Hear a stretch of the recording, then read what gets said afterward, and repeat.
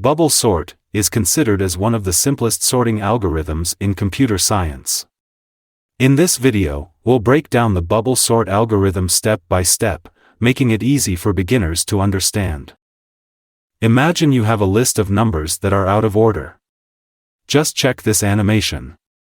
In bubble sort we have two pointers, I and j, which traverse the list, comparing adjacent elements. Initially, I starts from the beginning, that is index 0, and j starts from the element next to I.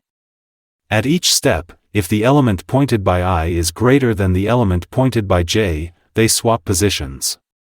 This process continues for each element, gradually moving the larger elements towards the end of the list. Finally, the sorted list is returned.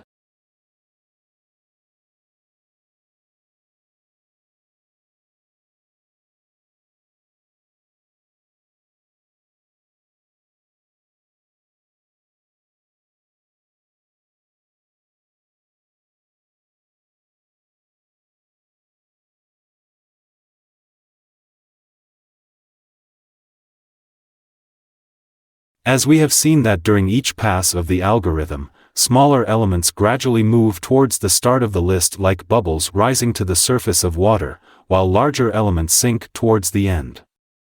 That's why it's called bubble sort. The time complexity of bubble sort is order of n squared because in the worst case scenario, for each element in the list, it has to compare and possibly swap with every other element, resulting in nested loops and each loop going from n to 1, leading to a total of approximately order of n squared. Also, it has a space complexity of order of 1, indicating that it requires only a constant amount of extra space for temporary variables or swapping elements, regardless of the size of the input list. The code is provided in the description below.